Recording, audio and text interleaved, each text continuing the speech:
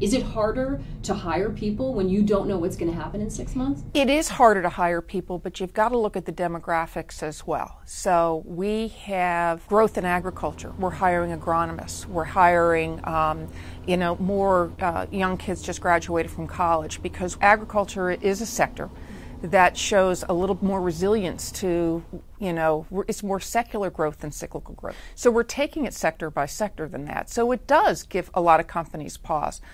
We tend to be in a position right now that because some of our sectors are doing well, we have been hiring this year. But it is a decision that we look at every day and every month, and really make sure that we're making the right decisions for the future. And you look at this issue not just as a CEO, but you're also part of the President's Jobs Council. What should we be doing here to get out of this low job growth situation? It seems we just can't break that cycle. What should we be focusing on? I think the Jobs Council did an excellent job at really looking at the short term, the midterm, and the long term. In the short term, it really is about creating economic stability or growth. And there are a lot of different opinions on that, but things like tax policy has a big implication there.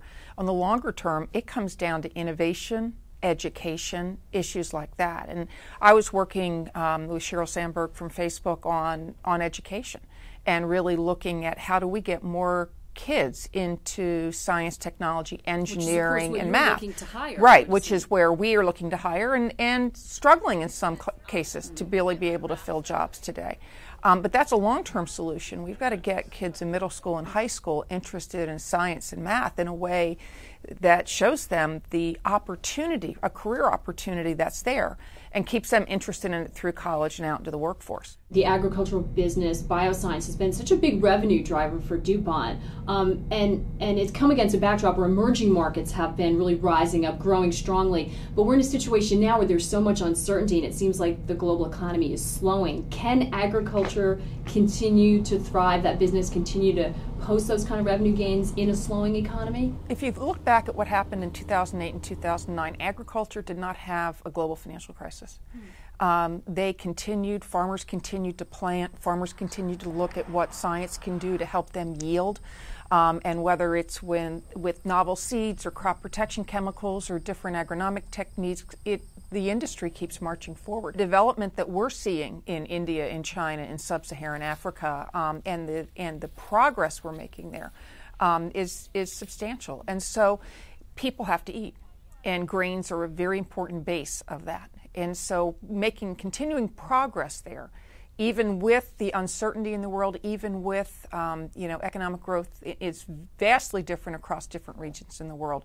The one thing that has been consistent has been agriculture. So it's sort of a defensive sector in a way that's not as impacted. Is that going to be true with Europe now? Because there's so much concern about what's going on with Europe. How much of a drag is that going to be for DuPont? There are a couple of bright spots in Europe this year. One of them is agriculture. And so their farmers are continuing to employ new methods and areas to get more yield, and companies like ours are benefiting from it. We've got a very good position in Europe. And do you think that's going to continue? And what do you see for the outlook for Europe? How concerned are you? Well, overall, I think Europe's got a long way to go. So from an industrial standpoint, we're not expecting much growth from Europe. Are you worried about something more serious, though, a breakup? I mean, some companies are taking a hard look at what would we do if we see people start to exit the Eurozone. How would we manage our business? There are certain pockets of strength that we see, like agriculture or even the automotive industry, a lot of which is exported. And so there are areas like that where there is more stability. There are a lot of areas where they're not. So you really have to get granular. You really have to understand the sector you're talking about, the country you're talking about, and your plans have to be very specific and granular to that given area.